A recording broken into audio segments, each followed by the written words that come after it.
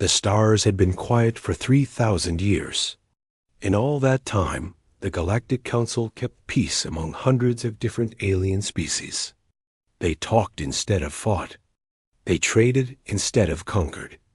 War was something from ancient history books, something their grandparents' had left behind. Dr. Thelis loved his work. As a Velari, he spent his days exploring old ruins on dead planets. His species looked like tall blue dolphins that walked on two legs. They were gentle people who loved learning about the past. Thelis led a small team of 12 researchers on a ship called the Morning Light. They searched for ancient civilizations, hoping to learn from those who came before. On a cold morning in the outer reaches, Thelis found something that changed everything.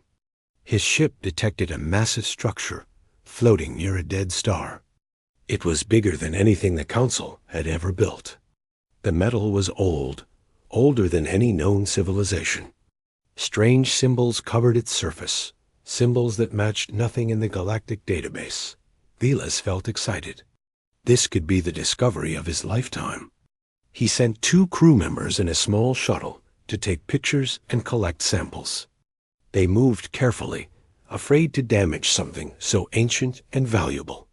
When they touched a panel to take a reading, the structure woke up. Lights flickered on across the massive object. Deep inside, machines that had slept for millions of years started moving. Thelis watched his monitors with growing fear as the structure began to change. Panels opened. Things came out. Machines, thousands of them. Then millions. The machines didn't communicate. They didn't ask questions. They simply started working. Thelis watched in horror as they flew to a nearby moon and began tearing it apart. They broke the moon into pieces and used those pieces to build more machines. Within 2 hours, there were 10 times as many. Within 4 hours, 100 times as many. Thelis tried everything to stop them. He fired the Morning Light's weapons, but they were designed for clearing space debris, not fighting. The shots bounced off the machines like rain. He tried sending messages in every language the Council knew. The machines ignored him. They just kept building, kept growing, kept spreading. His crew was terrified. They had never seen anything like this. No one in the galaxy had fought a real war in thousands of years. Their ship had no armor, no real weapons, no way to fight. It was built for comfort and research, not battle. The machines finished with the first moon and moved to the second. Then the third. They worked with perfect efficiency, like a disease spreading through a body. Thelis did the math and felt his blood turn cold.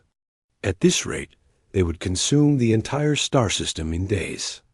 Then they would move to the next system. And the next, he had to warn the Council. Thelis recorded a message and sent it on every frequency he knew. He explained what happened, what he found, what was coming. His hands shook as he spoke. Behind him, his crew worked frantically to prepare the ship to run. But it was too late. The machines had already surrounded them. They didn't board the ship or try to capture it. They just took it apart, piece by piece, the same way they took apart the moons. Thelis kept recording until the last moment. His final words were simple and desperate. "They're coming for everything. Someone, anyone, please." The transmission traveled across space at light speed. It reached the Galactic Council headquarters on the planet Centrum 3 days later. The Council members gathered to watch it. They saw Thelis's terrified face.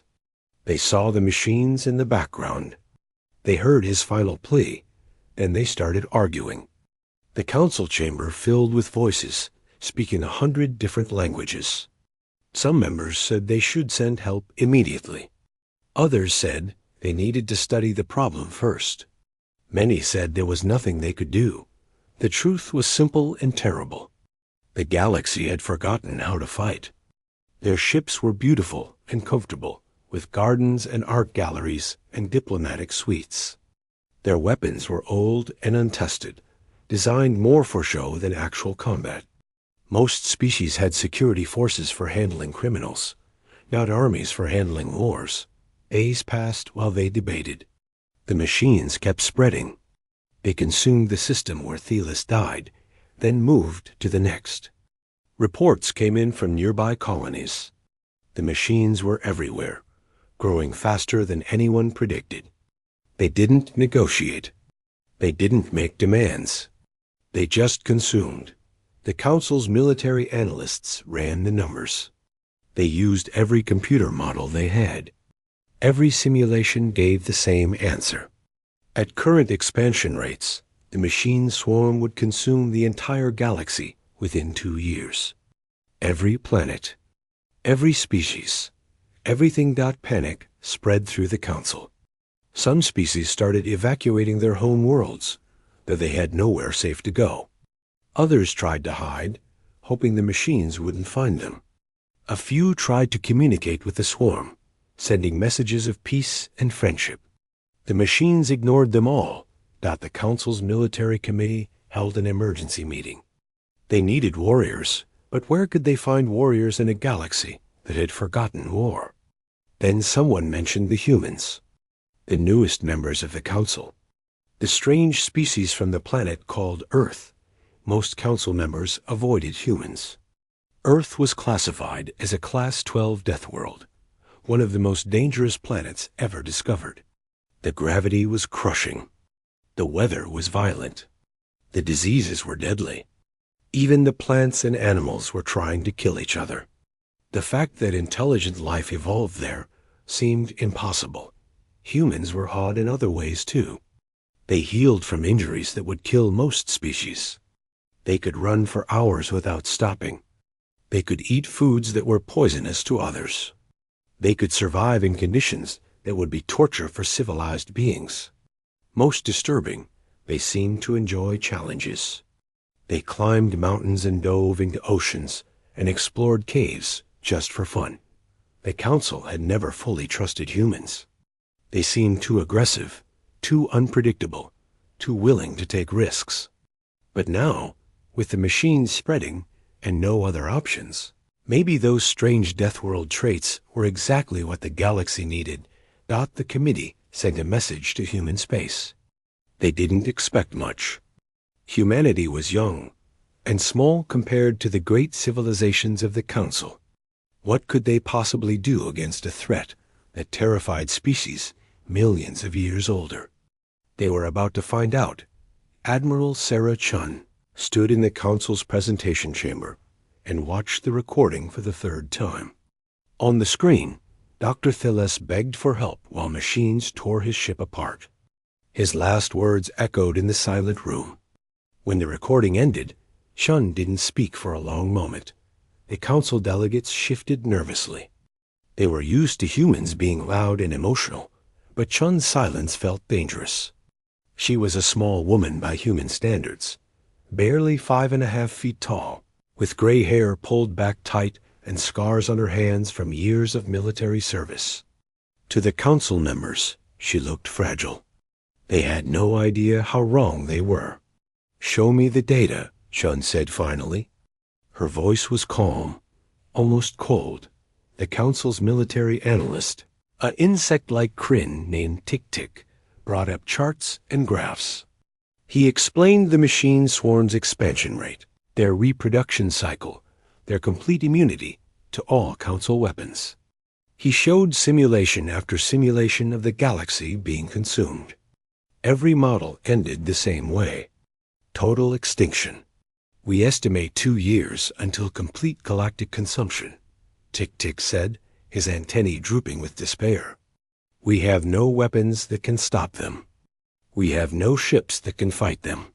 We are hoping perhaps humans have some knowledge, some technology that might help us evacuate or hide. What happened to the Velari ship?" Chun interrupted. Tick-Tick's antennae twitched in confusion. "I'm sorry?"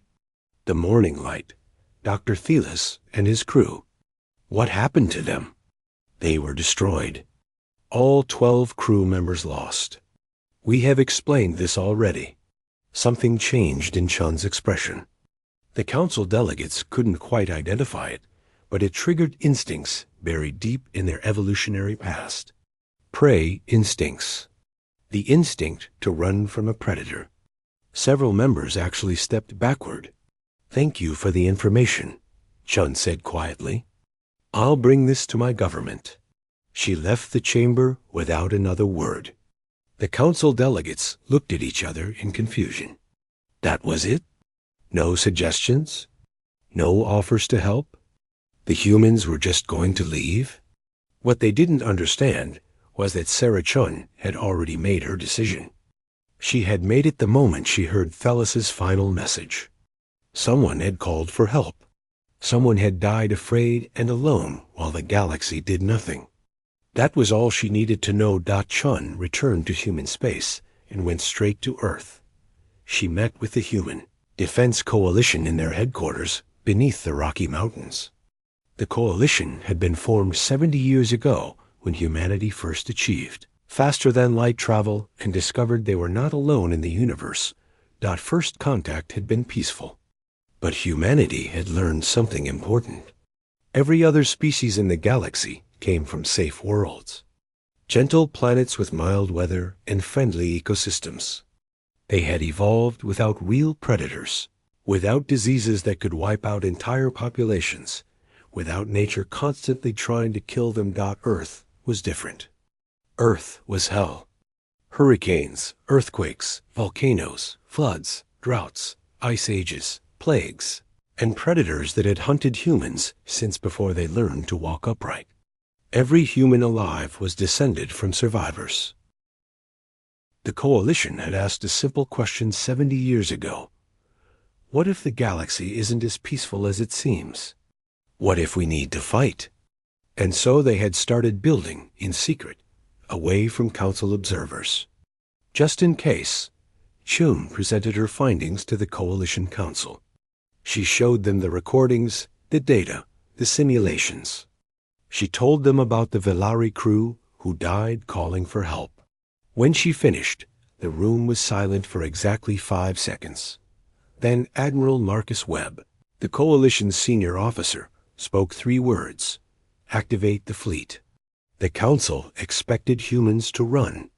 They expected evacuation ships, refugee transports, maybe a few desperate defense stations. Instead, something else happened. From hidden shipyards in dead star systems, from bases built inside asteroids, from facilities that didn't exist on any official map, the ships came. The galaxy called them doom ships, and the name fit.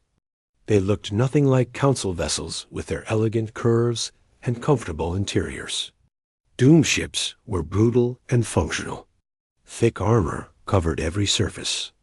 Massive engines took up half the ship's volume. Weapons bristled from every angle. There were no luxury quarters, no gardens, no diplomatic suites. Just crew bunks, weapons, and enough supplies to keep humans alive in conditions that would kill any other species. Council observers who managed to get aboard were horrified. The ships operated at temperatures that were painfully cold. The acceleration would crush most species into paste. The food was barely edible. The radiation levels were technically survivable, but nothing more. The gravity was Earth standard, which meant most aliens could barely walk. Why would you build ships like this? A shocked Velari observer asked a human engineer. The engineer shrugged. Because we might need to fight someday. And if we fight to win. But the conditions. Your own people will suffer. Yeah, the engineer agreed. But they'll live. And the enemy won't. That's all that matters. 200 doom ships gathered at the edge of human space. Each one was crewed by volunteers who knew exactly what they were signing up for. The council couldn't understand it. These humans were volunteering for a suicide mission, for people they had never met, for a species that most humans had never even heard of. Admiral Chun addressed the fleet from the bridge of the HDCS Indomitable, humanity's largest warship. Every captain watched on their screens as she spoke. You all know why we're here, Chun said. A species called the Velari found something in the dark. It killed them. Now it's killing everyone else. A galaxy is scared. They don't know how to fight. They've forgotten. We haven't." She paused, looking into the camera with hard eyes. "Some of you have families. Some of you have plans for the future. I can't promise you'll come back. I can't promise we'll win. The enemy outnumbers us thousands to 1. The odds are bad. Really bad." Another pause. Chun's expression didn't change. "But here's what I can promise. When Dr. Thelis died, he called for help. The galaxy debated. The galaxy hesitated. The galaxy did nothing. We're not the galaxy. We're human. Someone called for help, and we're going to answer, no matter what it costs." She looked at something off-screen, then back at the camera. "Any crew that wants to transfer out, now's the time. No shame in it. This isn't your fight. Not a single person left their post. Not one." Chun nodded slowly, something like pride crossing her face. "Then let's go remind the universe what humans are made of. All ships, prepare for jump." The council watched in disbelief as the doomed fleet prepared to leave. A few other species volunteered ships to join them.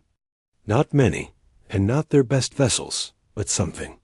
The council officially refused to sanction the mission, calling it reckless and pointless, but several ambassadors quietly provided intelligence. Supply coordinates. Tactical data. Dr. Thelis's message had touched something in them, and humanity's response had shamed them into action. However small dot, as the fleet prepared to jump into the afflicted systems, Chun sat in her command chair and thought about home.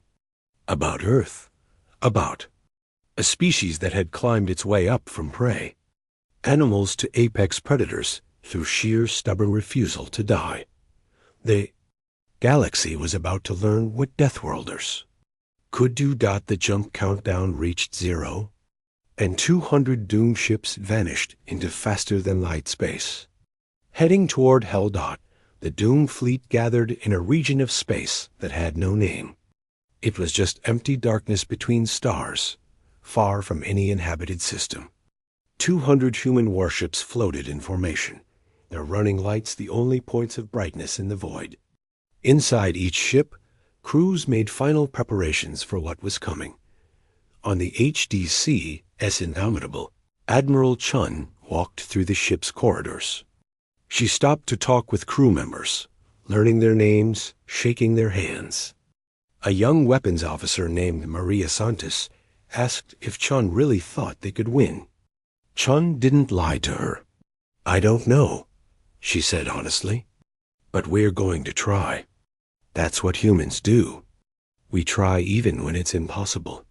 Santos nodded and went back to her work. Chun continued her walk, visiting the engine room, the medical bay, the gunnery stations. Everywhere she went, she saw the same thing. People who were afraid, but working anyway. People who knew they might die, but prepared like they would live. It was the most human thing she had ever seen. The ship's doctor, a man named James Park, pulled Chun aside in a quiet corridor. "The medical supplies won't last long in a real fight," he said quietly. "If we take heavy casualties, I can keep people alive for maybe 3 days. After that, we run out of everything." "Do what you can," Chun told him. "That's all any of us can do." Park nodded and walked away. Chun stood alone in the corridor for a moment, feeling the weight of 200 ships and 40,000 lives on her shoulders. Then she pushed the feeling down and kept walking. There would be time for doubt later. Right now, she had work to do. Council observers aboard the human ships continued to send reports back to their governments. The reports all said the same thing. These ships were insane. The conditions were terrible. The humans were going to die. A Valari observer named Melaz was assigned to the HDC S Defiant, one of the fleet's heavy cruisers. He tried to understand how humans could survive in these conditions. The ship's gravity was crushing. The cold made his skin hurt. The food made him sick. He asked the ship's captain, a woman named Jennifer Torres, how her crew endured it. "This is normal for us," Torres said with a shrug. "Earth gravity is actually a bit higher than this. And you should see winter in Canada. That's real cold." Melas couldn't comprehend it. His species evolved in warm, shallow oceans. Earth sounded like torture. "How did your people survive such a place?" Torres smiled. It wasn't a happy smile. "We didn't have a choice. Earth doesn't care if you survive or not. It just is. So we learned to be tougher than the planet. We learned to outlast everything that tried to kill us. We're still here because we refused to quit." She showed Melas the ship's weapon systems. He recognized some of the principles from Band Council research. Weapons that used too much energy. Missiles that caused too much damage. Defensive systems that exposed the crew to dangerous radiation levels. "These weapons are illegal under Council law," Melas said nervously. "Good thing we're not in Council space then," Torres replied. "Look, we didn't build these ships to make friends or follow rules. We built them to fight. If we need to break some laws to save the galaxy, I can live with that." Melas sent a report to the Council warning them about human weapons technology. The Council debated whether to demand humans disarm. Then reports came in that the machine swarm had consumed 3 more star systems. The debate ended quickly. They decided not to complain about human weapons just yet. Other species began volunteering to join the human fleet. A group of Kryn warriors arrived in their patrol ships, saying their honor demanded they fight. A merchant captain from the Taraxian Empire showed up with a cargo hauler converted into a weapons platform. A few independent crews from a dozen different species came because they had heard Dr. Thalus's message and couldn't look away. Chun welcomed them all, but made the situation clear. "This isn't going to be like your training simulations. This is going to be ugly, bloody, desperate. If you stay, you follow human tactics. That means pushing your ships harder than you think possible.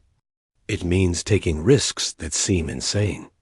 It means accepting that we might all die trying." Most of them stayed anyway. The alien crews moved to the back of the formation, where they would support the human ships, but not take the worst of the fighting.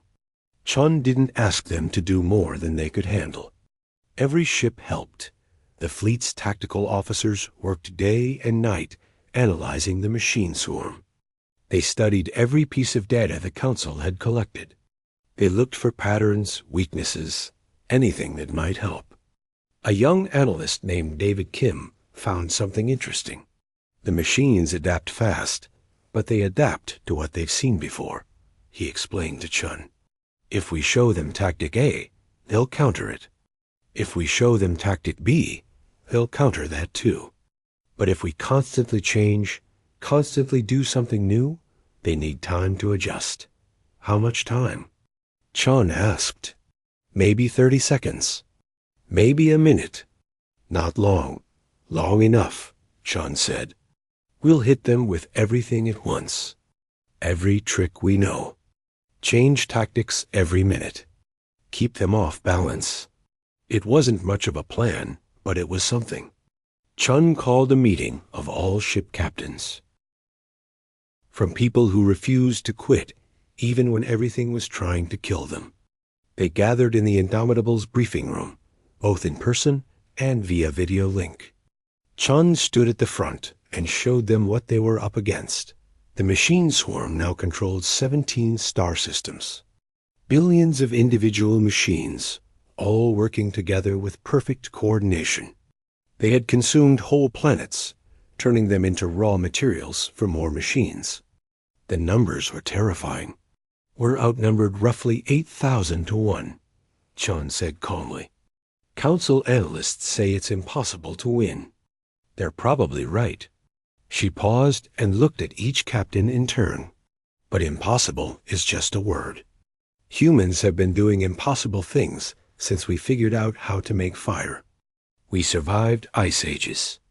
We survived plagues. We survived everything Earth threw at us. We're going to survive this too. Captain Rodriguez of the HDCS Relentless raised his hand. What's the primary objective, Admiral? Chun pulled up a new image. It showed the largest machine construct, a structure the size of a small moon, at the heart of the swarm. The machines are networked. They share information instantly, coordinate perfectly.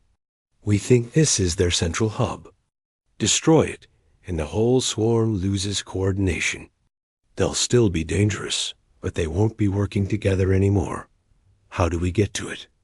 Someone asked. We fight through them, Sean said simply. 12 of our heaviest ships will make the assault run. The rest of the fleet holds off the swarm and keeps them busy. It's going to cost us a lot. But if we take out that hub, we save the galaxy. The room was quiet.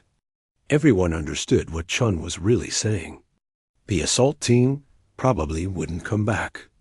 Neither would most of the fleet. This was a one-way mission. I need volunteers for the assault team, Chun said. I need 12 captains willing to go all the way. Every hand in the room went up. Every single one. Chun had to choose 12 from 200, and it was the hardest decision she had ever made. Finally, she selected the 12 heaviest cruisers with the best armor and weapons. Rodriguez and the Relentless made the list dot as the meeting ended and captains returned to their ships. Chun allowed herself one moment of doubt. 40,000 humans were about to risk everything for aliens they had never met. For a galaxy that didn't fully trust them. For people who had died calling for help, was it worth it? She thought about Dr. Thelis, dying alone while machines tore his ship apart. She thought about his final message. Someone, anyone, please. Yes, it was worth it. Chun walked back to the bridge and gave the order. The Doom fleet jumped toward the afflicted systems, ready for war. The Doom fleet dropped out of faster-than-light travel at the edge of the infected zone. What they saw made even experienced officers stop and stare. 17 star systems were gone.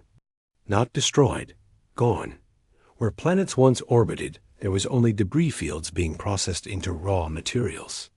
Where moons once hung in space, there were factory constructs assembling more machines. The swarm filled the void like a living thing, billions of individual units moving with terrible purpose. Admiral Chun stood on the bridge of the Indomitable and watched the sensors count the enemy. The numbers kept climbing. 8 million, 10 million, 20 million. The computer finally stopped trying to count individual units and just estimated the total mass. It was more than all the ships ever built by every council species combined. All ships, battle formation, Chun ordered. Her voice was steady. Assault team, stay in reserve until we clear a path. Everyone else, weapons free. Show them what humans can do. The fleet surged forward. 200 doom ships against an ocean of machines. It should have been suicide. Maybe it was. But humans had faced impossible odds before, and they were still here. The first wave of machines came at them fast. Sleek drones designed for speed and numbers. They swarmed around the human ships like angry insects. But the doom ships didn't rely on accuracy or precision. They relied on overwhelming firepower. Thousands of guns opened up at once, filling space with explosive rounds. The drones died by the hundreds. But for every 100 destroyed, 1,000 more came. The machines learned quickly. The second wave approached from different angles, trying to flank the human formation. Chun smiled grimly. Time to show them something new. All ships pattern Delta. Execute now. The fleet formation broke apart in what looked like chaos. Ships scattered in every direction, engines pushing them to accelerations that would kill most species. The machines tried to follow, spreading out to chase individual targets. Then the human ships all turned at once and fired from new positions, catching the machines in a crossfire. Thousands more died. 30 seconds later, the machines adapted. They tightened their formation, protecting each other. Chun switched tactics again. The human ships formed into tight groups, concentrating fire on single targets. Then they scattered before the machines could respond. Then they regrouped. Every minute brought a new tactic, a new pattern, keeping the swarm off balance. The alien ships supporting the humans watched in awe and terror. This wasn't elegant ship combat. It was brutal, desperate brawling. Human ships took hits that should have destroyed them and kept fighting. Crew members override safety systems to squeeze out more engine power, more weapon fire, more everything. They were pushing their ships past every safe limit. On the HDCS Defiant, Captain Torres fought with cold efficiency. Her ship shook as enemy fire hit the armor. Screens showed damage reports from every section. Hull breaches. Systems failing. People injured and dying. Torres ignored it all and kept firing. "Captain, we've lost port weapons array," her tactical officer shouted over the noise. "Rotate ship. Use starboard array," Torres ordered. "Engineering, I need more power to weapons." "We're already at maximum," the engineer replied. "If I push harder, we risk engine failure." "Then risk it. We don't need engines if we're dead." The engineer did as ordered. The Defiant's weapons blazed brighter, cutting through machine formations. The ship shuddered with each shot, but it kept fighting. Across the fleet, similar scenes played out. The HDCS Valiant lost its main engines and used maneuvering thrusters to keep position. The HDCS Thunderchild took a hit that vented 3 decks to space, but sealed the sections and kept shooting. The HDCS Determined had its bridge destroyed and switched to emergency command from engineering. They kept fighting. This was what Deathworlders did. They survived. They adapted. They refused to quit even when any sane species would surrender. The machines began to understand they were facing something new. These weren't like the soft species they had encountered before. These ships could take damage. The crews could survive conditions that should kill them. The tactics changed faster than the swarm could adapt. For the first time since waking up, the machines encountered an enemy that fought back effectively, but there were just so many of them. For every machine destroyed, 10 more took its place. The human fleet was winning every individual fight, but slowly losing the battle. Ships started to fall. The HDCS Aurora took catastrophic damage and exploded in a ball of fire. The HDCS Pathfinder lost main power and drifted helplessly until machines tore it apart. Chun watched her fleet die and kept her face emotionless. This was always the plan. Hold the swarm's attention. Make them commit everything to stopping the main fleet. Create an opening for the assault team. "Assault team, the path is clearing," she transmitted. "Get to that hub. Make this worth it." 12 heavy cruisers broke from the fleet and accelerated toward the swarm's heart. The HDCS Relentless led the way, Captain Rodriguez at the helm. Behind him came the HDCS Vengeance, the HDCS Wrath, and 9 others. The heaviest, toughest ships humanity had built, all crewed by volunteers who knew they probably wouldn't return. The machines tried to stop them. Thousands of drones swarmed the assault team. But these ships were built for exactly this. Thick armor absorbed hits that would vaporize normal vessels. Point defense weapons created a sphere of fire around each ship. They pushed forward through sheer determination. Rodriguez watched his screens as the main fleet died protecting them. Ships he had served on, people he had trained with, friends going back decades. all dying to get in this chance. He gripped his command chair harder and focused on the mission. The assault team reached the inner system. The machine hub loomed ahead, a massive construct that defied description. It was beautiful in a terrible way, a perfect sphere of metal and energy surrounded by defensive platforms. The machines threw everything at the assault team. Weapons that hadn't been used before appeared, firing beams of energy that carved through armor like butter. The HDCS Wrath died first, cut in half by a massive energy weapon. The HDCS Vengeance lost its engines and tumbled out of formation. One by one, the assault ships fell.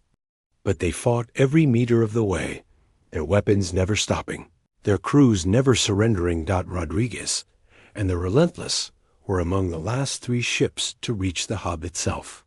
His ship was dying around him, life support failing, engines barely functioning, half his crew dead. But they were close.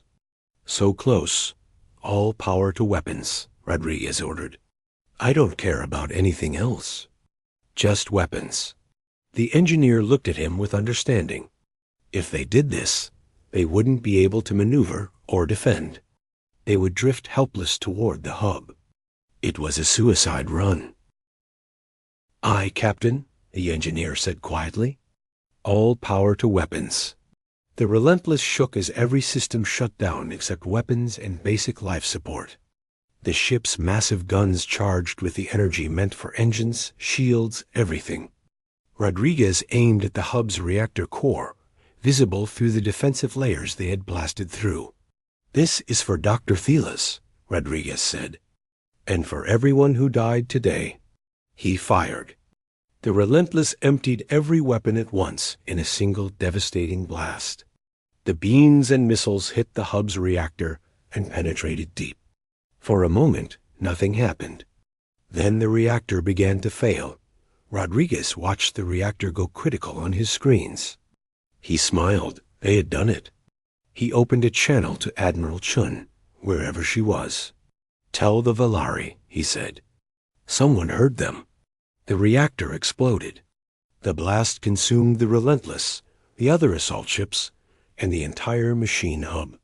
The explosion cascaded through the machine network like a virus. Across 17 star systems, billions of machines suddenly stopped receiving orders. They stuttered. They hesitated. They lost coordination. The swarm was broken. Admiral Chun, bleeding from a dozen wounds on the bridge of the barely functioning Indomitable, watched the machines fall silent. Around her, the remains of the doomed fleet drifted in space. Of 200 ships, less than 30 were still functional. 40,000 crew had become 12,000, but they had won.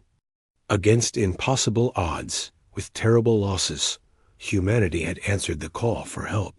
The machines were defeated. Chun slumped in her command chair and finally let herself feel the weight of what they had done. They had saved the galaxy, and it had cost them everything. The galaxy watched everything.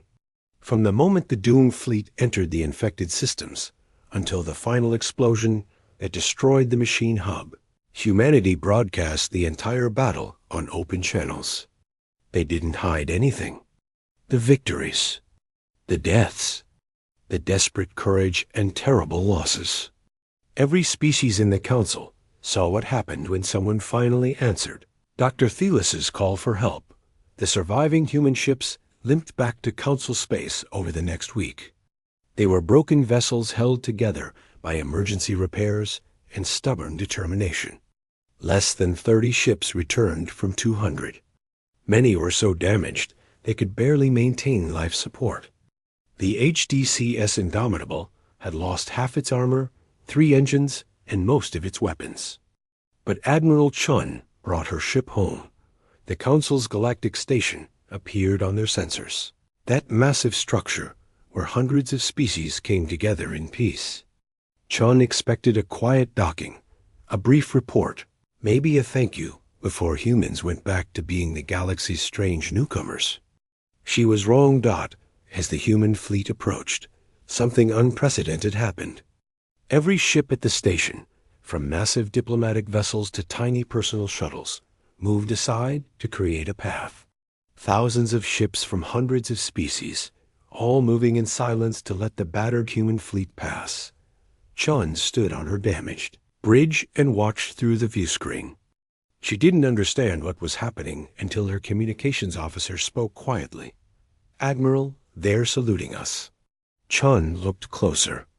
Every ship had their running lights on maximum, the galactic symbol for respect and honor. Species that had barely acknowledged humanity a month ago now lit up their vessels to honor the returning fleet. Some ships fired ceremonial weapons, creating patterns of light in the darkness. Others broadcast messages in hundreds of languages. "Thank you. You saved us. We won't forget." The Indomitable docked at the station's main port. Chun walked through corridors filled with alien species who stopped what they were doing to watch the humans pass. Some bowed. Others made gestures of respect from their own cultures. A group of Velari stood silently, water leaking from their eyes in their species' version of tears. Chun's uniform was stained with blood, some hers and some belonging to crew members she had tried to save. Her left arm was in a sling from a broken shoulder. Burns from a plasma fire covered the left side of her face. She walked past the watching crowds without acknowledging them, her back straight and her face expressionless. Behind her came the surviving crew members, equally battered and equally silent. The council chambers were packed.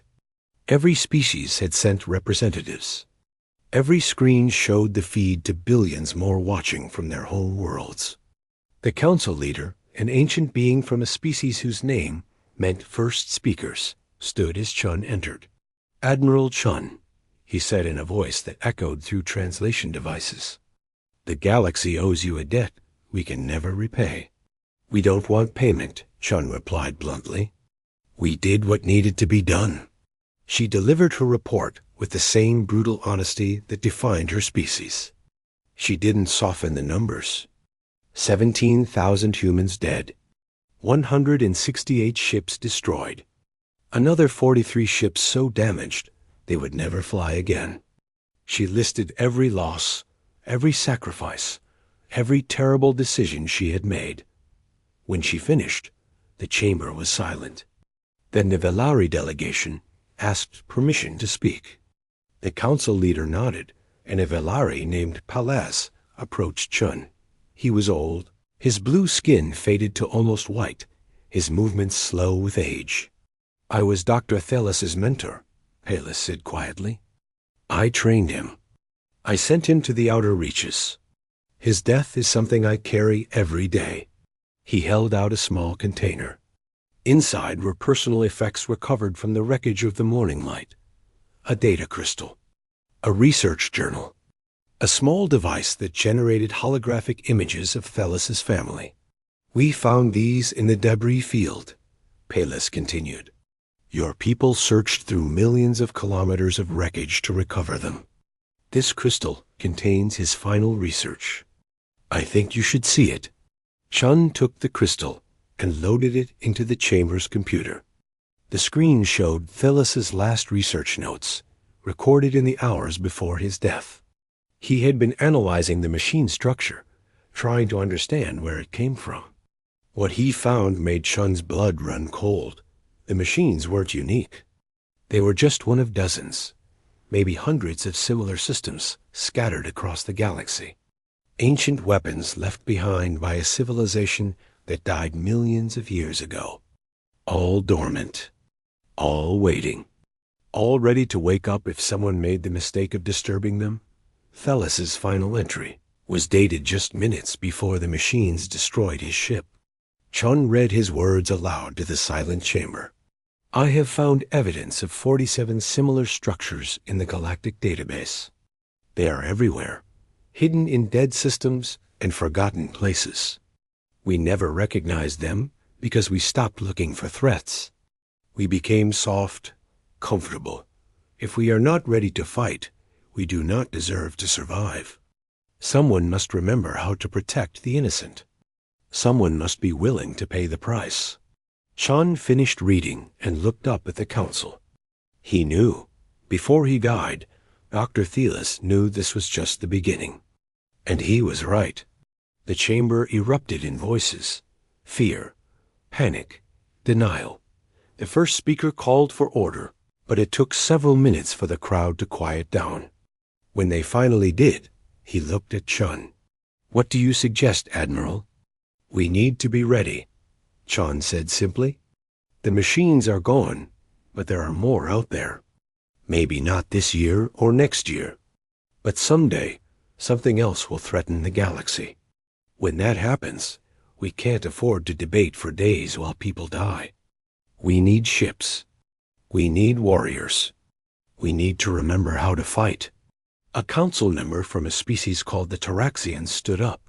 "You are suggesting we militarize the galaxy. Abandon 3,000 years of peace. Return to the dark times." "I'm suggesting we learn from them," Chun corrected.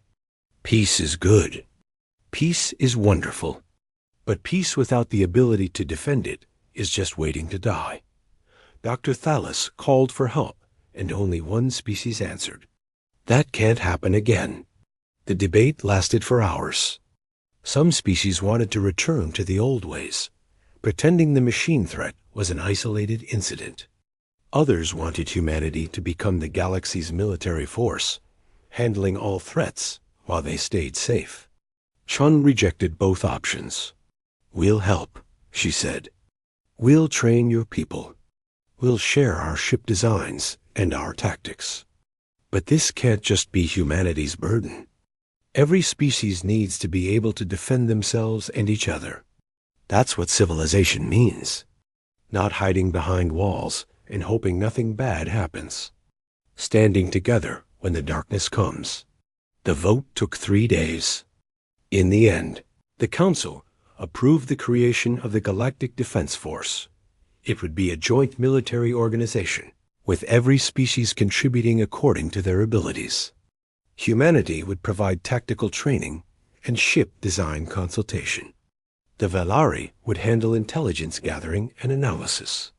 The Kryn would contribute their advanced shield technology. The Taraxians would provide manufacturing capacity. But the philosophy came from the Deathworlders. Prepare for the worst. Protect those who cannot protect themselves. When someone cries out in the darkness, answer with everything you have. Chun attended the first meeting of the new Defense Force with mixed feelings. She was glad the galaxy was finally taking threats seriously. But she couldn't forget the cost. 17,000 humans who would never go home. Captain Rodriguez and the relentless crew who sacrificed themselves for aliens they had never met. Every name on the casualty list represented someone's child, parent, friend, or lover. After the meeting, Palis found her in a quiet corridor. The old Velari carried a data pad. "I wanted you to know," he said. "We are creating a memorial. Every member of the Defense Force will see it during their training. Dr. Thelis's final message. Your fleet's response. The names of everyone who died. We will never forget what your species did." "It wasn't just humans," Chun said quietly. "Other species helped too." "Yes, but humanity led the way," Palis replied. "You showed us what we had forgotten. That sometimes the right thing is also the hardest thing. That courage means doing what must be done, even when you're afraid. That civilization is measured not by its peace, but by what it becomes when that peace is shattered." He handed her the data pad. On the screen was an image being installed at the new Defense Force headquarters. It showed the doomed fleet in formation, 200 ships heading toward the machine swarm. Below it, one sentence in every council language. One cry echoed across space. Deathworlders responded with doom ships. Chun stared at the image for a long time. Then she looked at Palis. "Will it be enough? If another threat comes, will the galaxy be ready?" "I don't know," Palis admitted. "But we have something now we didn't have before. We have hope." We have people willing to fight. We have your example to follow. Chun returned to Earth a week later. She stood in the cemetery where they had buried the crew members whose bodies were recovered. Thousands of graves, all marked with the Defense Force symbol. She walked among them, reading names, remembering faces. At Captain Rodriguez's grave, she stopped. Someone had left flowers, which seemed odd until Chun saw the note. It was from a Velare child whose family had been evacuated from one of the threatened systems. The note was simple, written in careful human English. "Thank you for saving my family. I will remember." Chun knelt down and touched the grave marker. "We heard you," she whispered. "Dr. Thelis, Captain Rodriguez, all of you. You called for help, and we answered. Rest well. We'll take it from here." She stood up and looked at the sky. Up there, in the darkness between stars, new Defense Force ships were being built. Mixed crews from dozens of species training together, learning to fight, learning to protect each other, learning that peace was something you had to be strong enough to defend. The galaxy had changed. In human space, they kept building doom ships, but now they carried crews from many species. And in every Council species history archives, Dr. Thelis's final transmission was preserved alongside humanity's response. One cry echoed across space. Deathworlders responded with doom ships, and the galaxy would never forget what that meant. When the darkness came, someone had answered. When impossible odds demanded impossible courage, humans had shown the way. Not because they were stronger, or smarter, or better than other species, but because they came from a world that taught them the most important lesson of all. Never give up. Never surrender. And when someone needs help, you answer the call. No matter what it costs.